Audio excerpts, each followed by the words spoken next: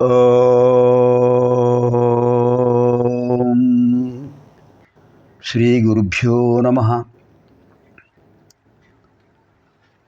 నమో దేవ్యై మహాదేవ్యై శివాయై సతతం నమః.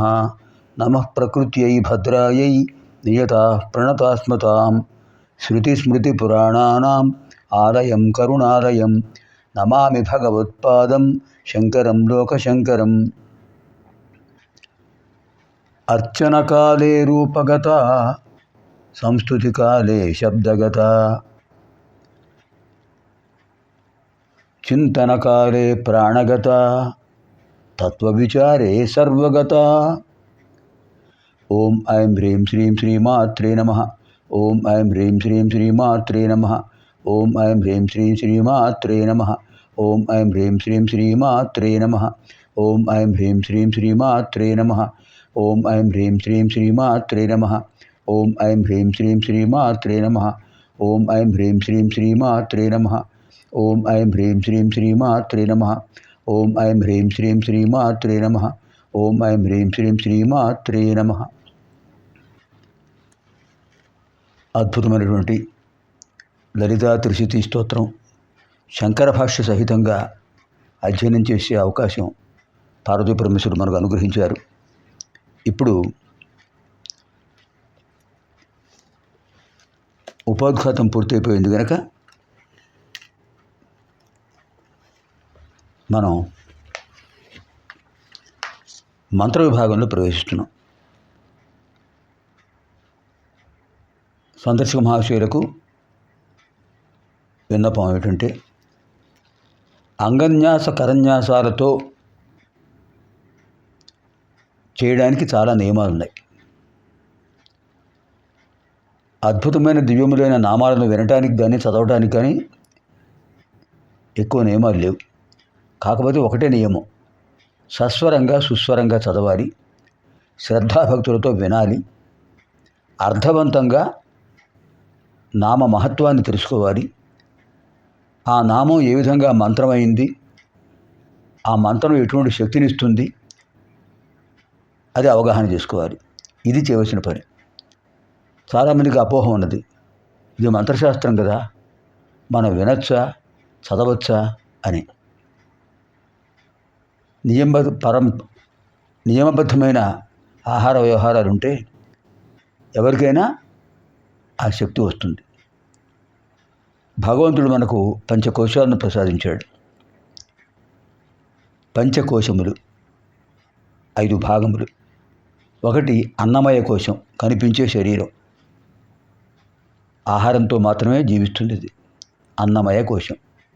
రెండవది ప్రాణమయ కోశం, ఇది కనిపించదు, పంచప్రాణాత్మకమైనది. మూడవది మనోమయ కోశం, మనస్సుకు సంబంధించినటువంటి ఒక విభాగం, సంకల్ప వికల్పాలకు నిలయం, కోరికలకు నిలయం, అది మనఃకోశం. అన్నమయ కోశం, ప్రాణమయ కోశం, మనోమయ కోశం, మనస్సు నిండిన కోశం అది, ఇది కనిపించదు. నాలుగవది విజ్ఞానమయ కోశం. ఇటువంటి సత్సంగాల వల్ల, మహాత్ముల యొక్క ప్రవచనాల వల్ల ఎంతో విజ్ఞానాన్ని పొందుతున్నాం. జ్ఞానానికి విజ్ఞానానికి వ్యత్యాసం ఉంది. జ్ఞానం అంటే కేవలం తెలుసుకోవడం, విజ్ఞానం అంటే ఆచరణాత్మకమైన జ్ఞానం, అది గ్రహించాలి. ఈ విషయం మనకు భగవద్గీతలో 7వ అధ్యాయం జ్ఞాన విజ్ఞాన యోగంలో శంకరుల వారు గీతాభాష్యంలో చెప్పారు. ఆచరణ యోగ్యతాపూర్వకం జ్ఞానం విజ్ఞానం భవతి. తెలుసుకున్న జ్ఞానాన్ని ఆచరణలో వినియోగిస్తే అది విజ్ఞానం అవుతుంది, విశేషమైన జ్ఞానం. అటువంటి విశేషమైన జ్ఞానం మనకు ఈ మంత్ర ప్రభావం వల్ల కలుగుతుంది. ఇది విజ్ఞానమయ కోశం. నాలుగవది విజ్ఞానమయ కోశం. మనం వాల్మీకి రామాయణం విన్నాం, అధ్యాత్మ రామాయణం విన్నాం, సౌందర్య లహరి విన్నాం, శివానంద లహరి విన్నాం. ఇన్ని విశేషములైన విషయాలను ఆ అంతరార్థాలతో అవగాహన చేసుకోవడం వల్ల మనకు విజ్ఞానమయ కోశం పవిత్రమై ఉంది, అందులో ఏమాత్రం సందేహం లేదు. ఇంకా 5వది ఆనందమయ కోశం. ఈ ఆనందమయ కోశం చాలా విశేషమైనది. ఎప్పుడైతే ఈ 4 కోశాలు పవిత్రములై ఉంటాయో, శక్తిమంతములై ఉంటాయో, అప్పుడు ఆనందమయ కోశం జ్ఞానానందమయ కోశం అవుతుంది, విజ్ఞానానందమయ కోశం అవుతుంది, ఆనందమయ కోశం అవుతుంది. ఎక్కడ జ్ఞానం ఉంటుందో, ఎక్కడ విజ్ఞానం ఉంటుందో అక్కడ ఆనందం ఉంటుంది. సత్యం జ్ఞానం అనంతం బ్రహ్మ. జ్ఞానం భగవత్ స్వరూపం, విజ్ఞానం పరతత్వ స్వరూపం. అటువంటి విజ్ఞానాన్ని మనం పొందడం వల్ల ఆనందమయ కోశం పవిత్రమవుతుంది, శక్తివంతం అవుతుంది. పంచకోశాలు పవిత్రమైనప్పుడు ఆ వ్యక్తి మానసిక శారీరక స్వస్థతను పొందుతాడు.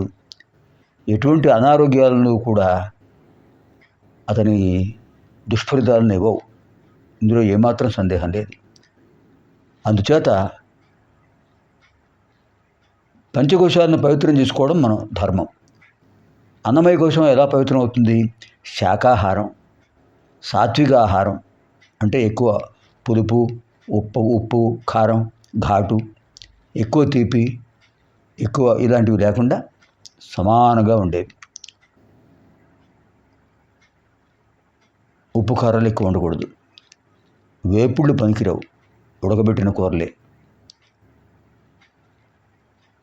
భగవదర్పితమైన ఆహారం, మితాహారం, న్యాయార్జితమైన ఆహారం.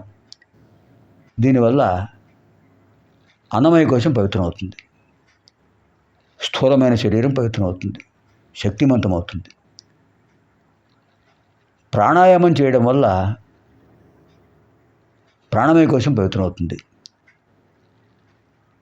భగవంతుడి ధ్యానం వల్ల, అమ్మవారిని ధ్యానించడం వల్ల, జపం వల్ల మనోమయ కోశం పవిత్రమవుతుంది. సత్సంగాల వల్ల, ఇలాంటి విశేషమైన విషయాలను వినడం వల్ల విజ్ఞానమయ కోశం పవిత్రమవుతుంది. ఈ 4 ఎప్పుడైతే పవిత్రమవుతాయో ఆనందమయ కోశం అద్భుతమైన స్వయం ప్రకాశమైన ప్రశాంతతను, మానసిక శారీరక స్వస్థతను కలిగిస్తుంది. చుట్టూ ఎన్ని ఆటంకాలు కలిగినా, ఎంతమంది మనకు బాధను కలిగించాలని అనుకున్నా, కలిగిస్తున్నా, సముద్రం ఎలా గంభీరంగా ఉంటుందో అంత గాంభీర్యం మనకు ఆనందమయ కోశం వల్ల కలుగుతుంది. ఈ నియమాలు పాటించిన ప్రతి వాళ్ళు కూడా త్రిశక్తి స్తోత్రాన్ని వినొచ్చు, అనొచ్చు, పారాయణ చేయొచ్చు, మననం చేసుకోవచ్చు, అవగాహన చేసుకోవచ్చు. ప్రాతకాలంలో చేయడం మంచిది, నిరాహారంగా చేయడం మంచిది. కాసేపైనా చేయండి, ఒక 10 నామాలు వినండి. నియమబద్ధంగా ఉండాలి. స్నాన సంధ్యావందనాది పూర్తి చేసుకుని, బొట్టు పెట్టుకుని, దీపారాధన చేసి 11 సార్లు అమ్మవారి మంత్రాన్ని, మూలమంత్రాన్ని జపించి ఓం ఐం హ్రీం శ్రీం శ్రీమాత్రే నమః. అప్పుడు నామాలు వినండి. ప్రతి నామం ఒక మంత్రమే. దానివల్ల అద్వితీయమైన అనుభూతి కలుగుతుంది, అమ్మవారి దివ్యానుగ్రహం కలుగుతుంది. తత్ఫలితంగా మనకు వాక్సిద్ధి ఏర్పడతాయి. ఇది దృష్టిలో పెట్టుకుని అందరూ కూడా మన కార్యక్రమాన్ని జాగ్రత్తగా శ్రద్ధాభక్తులతో వినండి, అనండి, మంత్ర మహిమను పొందండి, అమ్మవారి దివ్యానుగ్రహం పొందండి. అస్య శ్రీలలితాది త్రిశతి మహామంత్రస్య, అస్య శ్రీ లలితా త్రిశతి స్తోత్ర మహామంత్రస్య, మహామంత్రం ఇది. అస్య శ్రీ లలితా త్రిశతి స్తోత్ర మహామంత్రస్య భగవాన్ హయగ్రీవ ఋషి. దీనికి మంత్రద్రష్ట హయగ్రీవుల వారు. ఆయనే మంత్రాలను ఉపదేశించారు. మంత్రద్రష్ట. అనుష్ఠుప్ ఛంద, ప్రతి శ్లోకం కూడా అనుష్ఠుప్ ఛందస్సులో ఉంటుంది. అనుష్ఠుప్ ఛందస్సు అంటే 8 అక్షరాలు ఒక పాదం, ఇంకొక 8 అక్షరాలు ఒక పాదం. ఈ 8, 16 అక్షరాలు శ్లోకంలో పూర్వార్థం, మళ్ళీ శ్లోకంలో ఉత్తరార్థంలో మళ్ళీ 8 అక్షరాలు పాదం, ఇంకో 8 అక్షరాలు పాదం. అంటే శ్లోకంలో 4 పాదాలు ఉంటాయి. పాదానికి 8 అక్షరాలు ఉంటాయి.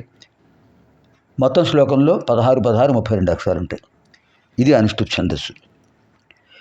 అనుష్ఠుప్ ఛంద శ్రీ లలితా మహేశ్వరి దేవత, లలితా పరాభట్టారిక దేవత, అధిదేవత లలితా పరాభట్టారిక. ఐం బీజం క్లీం శక్తి సౌః కీలకం మమ చతుర్విధ ఫలపురుషార్థసిద్ధ్యర్థే జపే వినియోగः. లం ఇత్యాదిభిః అంగన్యాసకరన్యాసాః కార్యాः. ఇప్పుడు ధ్యాన శ్లోకం, దాని భావం తర్వాత భాగంలో తెలుసుకుందాం.